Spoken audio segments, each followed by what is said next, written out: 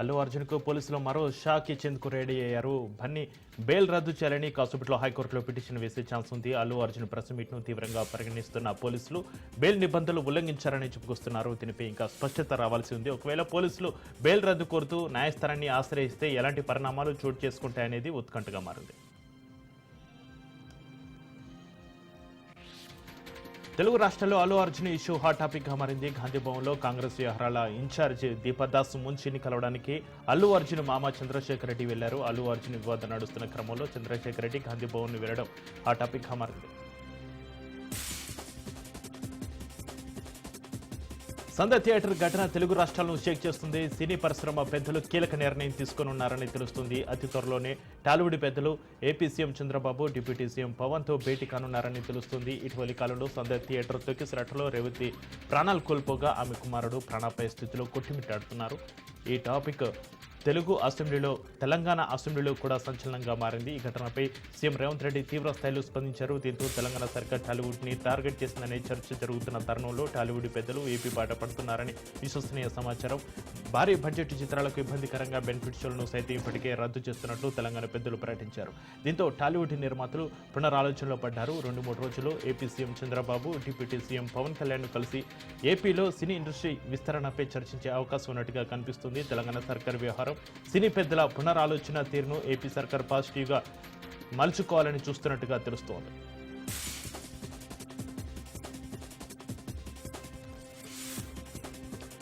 Benefit షోలు ticket ధరలపై CM నిర్ణయంకి స్వాగతిస్తున్నామని Telangana film chamber ప్రముఖులు అన్నారు.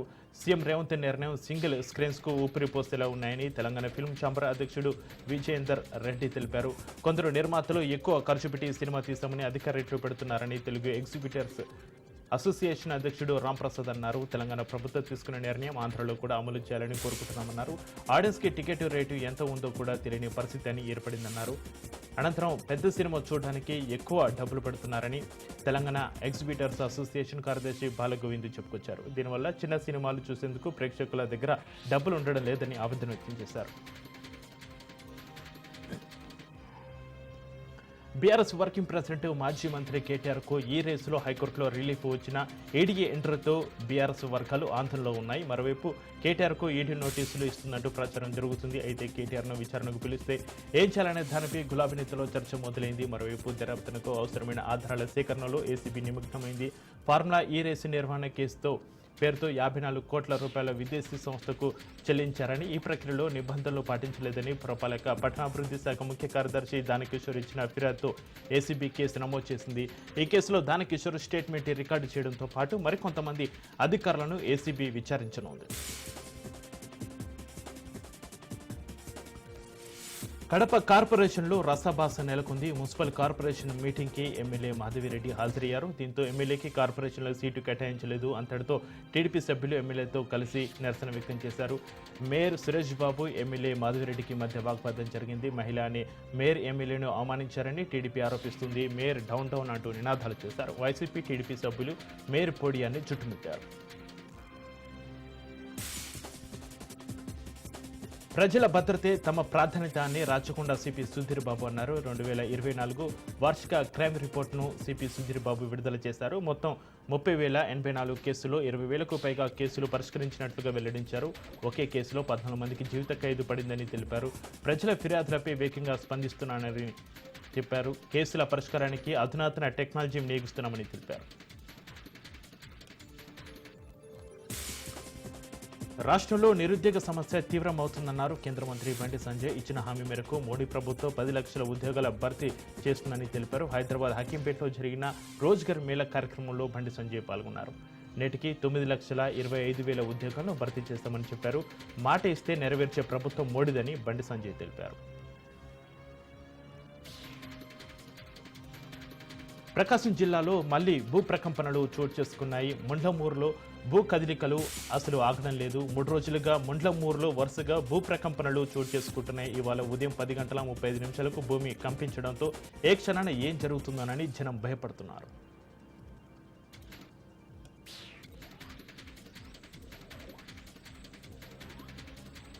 గోదాముల నుంచి పీడీఎస్ బియ్యం మాయం కేసులో నోటీసులు జారీ అయిన మాజీ మంత్రి పేర్ని నాని నిన్న విచారణకు హాజరు కాలేదు. ఈ కేసులో బందరు తాలూకా పోలీసులు ఈ నెల 10న పేర్ని నాని భార్య జయసుధ, గోదాన్ మేనేజర్ మానస తేజపై కేసు నమోదు చేయడం, దీంతో వారు ముందస్తు బెయిల్ కోసం జిల్లా కోర్టును ఆశ్రయించడంతో విచారణ రేపటికి వాయిదా పడింది. మరోవైపు నిందితుల ఆచూకీ దొరక్కపోవడంతో పోలీసులు ఈ నెల 21న పేర్ని నాని ఇంటికి వెళ్లారు. ఆయన అందుబాటులో లేకపోవడంతో ఇంటి గోడకు నోటీసు అంటించారు. ఇంకోవైపు జయసుధ, గోదాన్ మేనేజర్ మానస తేజ అజ్ఞాతంలోకి వెళ్లారు. వారి ఆచూకీ కోసం 3 ప్రత్యేక పోలీసు బృందాలు గాలిస్తున్నాయి.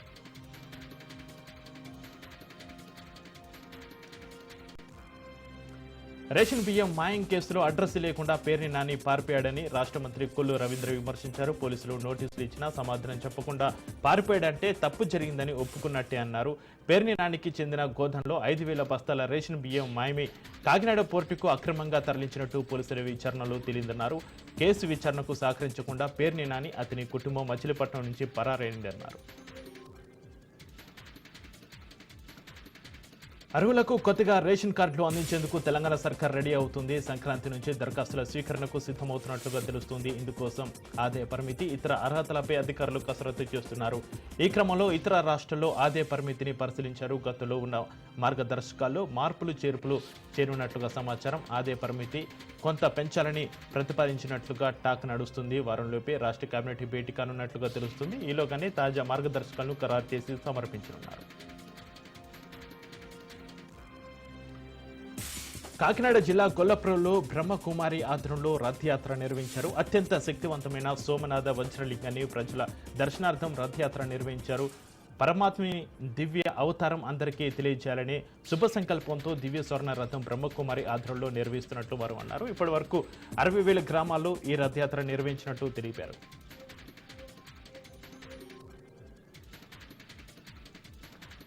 తిరుమల శ్రీ వెంకటేశ్వర స్వామి వారిని పలువురు ప్రముఖులు దర్శించుకున్నారు. ఇవాళ ఉదయం వీఐపీ విరామ సమయంలో సమాచార శాఖ మంత్రి కొలుసు పార్థసారథి, సుప్రీంకోర్టు న్యాయమూర్తి జస్టిస్ జై మహేశ్వరి, ఉడిపి పీఠాధిపతి విద్వాస్య నాద వైభవ తీర్థ స్వామీజీలు శ్రీవారి సేవలో పాల్గొని మొక్కులు చెల్లించుకున్నారు. దర్శనం అనంతరం రంగనాయకుల మండపంలో వేద పండితులు వేద ఆశీర్వచనం అందించగా ఆలయ అధికారులు శ్రీవారి తీర్థ ప్రసాదాలను అందజేసి పట్టు వస్త్రంతో సత్కరించారు.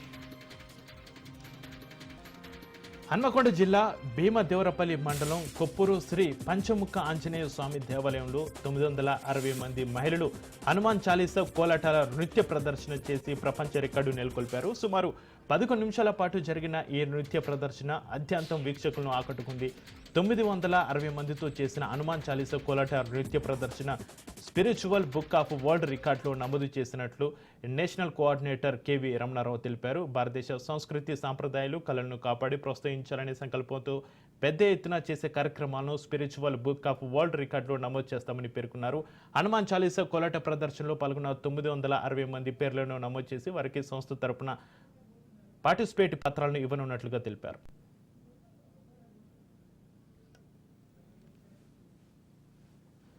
ములుగు జిల్లా చెల్పాక ఎన్కౌంటర్ బూటకమని తెలంగాణ ఏపీ పౌర హక్కుల సంఘం నేతలు ఆరోపించారు. పోలీసులు చెబుతున్నది అవాస్తవమన్నారు. మావోయిస్టు నేతలను 2 రోజుల ముందే పోలీసులు పట్టుకుని చిత్రహింసలకు గురిచేసి చంపారని ఆరోపించారు. 2 రాష్ట్రాల పౌర హక్కుల నేతలు సంఘటన స్థలానికి వెళ్లి పరిశీలించారు. అన్నులో విషయం కలిపి మావోయిస్టులను చంపారని సంచలన ఆరోపణలు చేశారు. అల్లూరి సీతారామరాజు జిల్లా రంపచోడవరం నియోజకవర్గంలోని డైటీ కాలేజీ విద్యార్థులపై పీడీ పోతురాజు వేధింపులకు పాల్పడుతున్నట్లుగా విద్యార్థులు ఆరోపిస్తున్నారు. డైటీ మహిళా విద్యార్థులపై పీడీ పోతురాజు అసభ్యకరంగా వ్యవహరిస్తున్నాడు. దీంతో గత కొంతకాలంగా విద్యార్థులు పీడీ వల్ల అనేక రకాల ఇబ్బందులు ఎదుర్కొంటున్నారు. ఈ ఘటనపై విద్యార్థులు ఉన్నతాధికారులకు కంప్లైంట్ ఇచ్చినట్టు సమాచారం. పీడీ పోతురాజుపై చర్యలు తీసుకుని మహిళా పీడీని ఏర్పాటు చేయాలని విద్యార్థులు డిమాండ్ చేస్తున్నారు.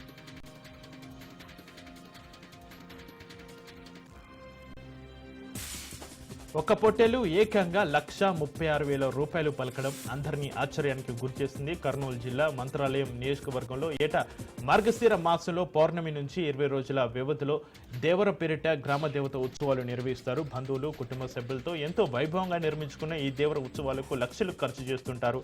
కొసిగిలో జనవరి 7-8 తేదీలో జరిగే మారమ్మ దేవర ఉత్సవాలకు కొసిగి గ్రామానికి చెందిన చింతలగేని నర్సారెడ్డి కర్ణాటక బాగల్కోట సంతలో పొట్టేలను ఏకంగా 1,36,000 రూపాయలకు కొనుగోలు చేశారు.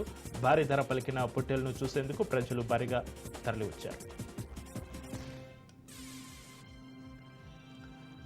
నిర్మల్ జిల్లా ఖానాపూర్ రేంజ్ అటవీ ప్రాంతంలో 10 టేకు మహావృక్షాలు మాయమయ్యాయి.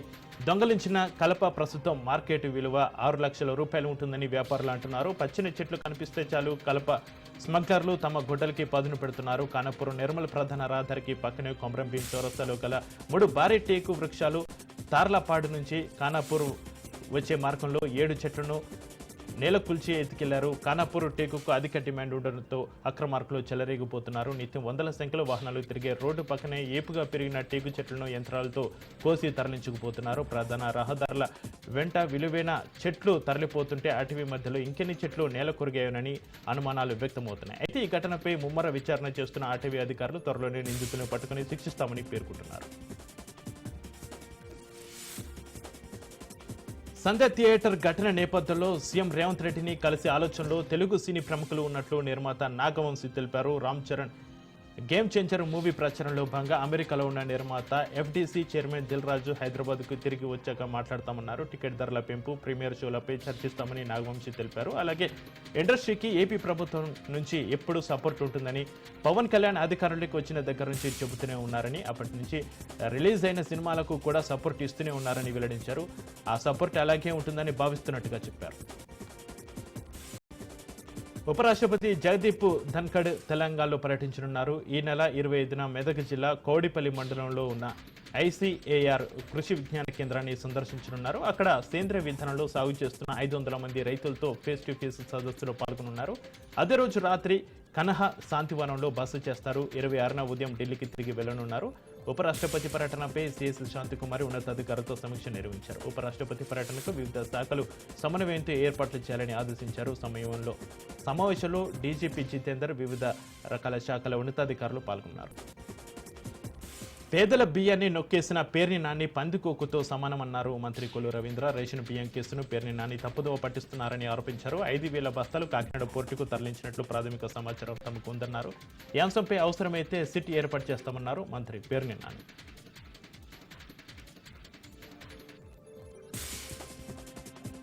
నిర్మల్ జిల్లా కుబీర్ మండలం పార్టీపీ గ్రామంలోని ప్రసిద్ధ రాజరాజేశ్వరుని ఆలయానికి 2 దొంగలు అర్ధరాత్రి కారులో వచ్చి హుండీని ఎత్తుకెళ్లారు.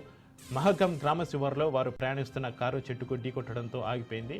ఇదే సమయంలో అటుగా వస్తున్న కొందరు వ్యక్తులను చూసి దొంగలు పరారయ్యారు. అనుమానంతో స్థానికులు పోలీసులకు సమాచారం ఇవ్వడంతో 3 బృందాలుగా ఏర్పడి గాలింపు చేపట్టారు. చివరికి నిందితులిద్దరిని అదుపులోకి తీసుకున్నారు పోలీసులు. జయశంకర్ భూపాలపల్లి జిల్లా కాటారం మండల కేంద్రంలోని ఆదర్శ హై స్కూల్లో ఈరోజు జాతీయ రైతు దినోత్సవ వేడుకలు ఘనంగా నిర్వహించారు. వివిధ గ్రామాల్లోని రైతులను సాధారణంగా స్వాగతించి అన్నదాతల ఔన్నత్యాన్ని చాటి చెబుతూ రైతుల పట్ల సమాజంలో గౌరవం నింపేలా వారిని ఘనంగా సాల్వలతో సన్మానించారు. విద్యార్థులకు వ్యవసాయం పట్ల అవగాహన కల్పించారు. ఈ సందర్భంగా రైతులు పంటలు సాగు చేసే విధానం, ఎదుర్కొనే సమస్యలు, రైతులకు సమాజంలో ఇవ్వాల్సిన గౌరవం, గుర్తింపు పట్ల విద్యార్థులు నిర్వహించిన సాంస్కృతిక ప్రదర్శనలు అందరినీ ఆలోచింపచేశాయి. విద్యార్థులే రైతులుగా మారి పంట సాగు మొదలు నుంచి మార్కెట్కు పంటను తీసుకెళ్లే వరకు అన్నదాతలు పడే కష్టాన్ని కళ్లకు కట్టినట్లుగా చూపిస్తూ పంట ఉత్పత్తులు, కూరగాయలు మార్కెట్లు విక్రయించే పద్ధతులపై విద్యార్థులు ప్రత్యేక వ్యవసాయ ప్రదర్శన చేపట్టారు. రైతుల జీవితాన్ని, పండించిన పంటల మహత్యాన్ని వివరిస్తూ విద్యార్థులు రూపొందించిన కళా ప్రదర్శనలు విశేషంగా ఆకట్టుకున్నాయి. రైతుల కష్టాలు విద్యార్థులకు తెలియచేయాల్సిన అవసరం ఎంతైనా ఉందన్నారు ఆల్ఫోర్స్ విద్యా సంస్థల అధినేత డాక్టర్ నరేందర్ రెడ్డి. పెద్దపల్లి జిల్లా సుల్తానాబాద్లో జాతీయ రైతు దినోత్సవ వేడుకలు ఘనంగా నిర్వహించారు. సుల్తానాబాద్ పట్టణానికి చెందిన ఆల్ఫోర్స్ విద్యార్థులు పొలం పాట పెట్టారు. రైతులతో కలిసి నాట్లు వేశారు. కేక్ కట్ చేసి ఘనంగా వేడుకలు నిర్వహించారు. ఆల్ఫోర్స్ చిన్నారులు మహిళా రైతులు నాట్లు వేసి ఎరువు చల్లారు. అనంతరం మహిళా రైతులను విద్యార్థులు ఘనంగా సన్మానించారు.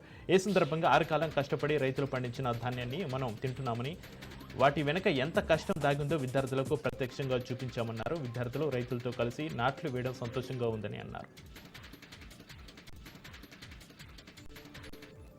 నర్సీపట్నం ఆర్టీసీ డిపో నుంచి తుని వెళ్లాల్సిన ఆర్టీసీ అద్దె బస్సును ఆదివారం అర్ధరాత్రి చోరీకి గురైంది. ఈ బస్సు ఉదయం 4:30 సమయంలో నర్సీపట్నం నుంచి తుని వెళ్లాల్సి ఉంది. ఆర్టీసీ డిపో ఆవరణంలో బస్సును నిలిపి ఉంచారు. ఉదయం తుని వెళ్లాల్సిన డ్రైవర్ డ్యూటీ సమయానికి వచ్చి చూడగా బస్సు కనిపించలేదు. పార్కింగ్లో ఉండాల్సిన బస్సు కనిపించకపోవడంతో బస్సు యజమాని దాట్ల గీతం రాజుకు తెలియజేశారు. వెంటనే నర్సీపట్నం టౌన్ పోలీసులకు ఫిర్యాదు చేశారు. స్పందించిన టౌన్ సిఐ గోవిందరాజు 2 టీంలను ఏర్పాటు చేసి దర్యాప్తు ప్రారంభించారు. అల్లూరి సీతారామరాజు జిల్లా పోలీసులు బస్సుతో పాటు డ్రైవర్ని కూడా అదుపులోకి తీసుకున్నారు. అల్లూరి సీతారామరాజు జిల్లా చింతపల్లి సమీపంలోని చింతలూరు వద్ద చోరీకి గురైన బస్సు పట్టుబడింది. బస్సుతో పాటు చోరీ చేసిన దొంగను నర్సీపట్నం పోలీస్ స్టేషన్కు తరలించారు. బస్సును రికవరీ చేశామని, దొంగ కూడా తమ ఆధీనంలో ఉన్నాడని టౌన్ సీఐ గోవిందరాజు విలేకరులకు వెల్లడించారు. పూర్తిస్థాయి వివరాలు దర్యాప్తు అనంతరం తెలియజేస్తామని చెప్పారు.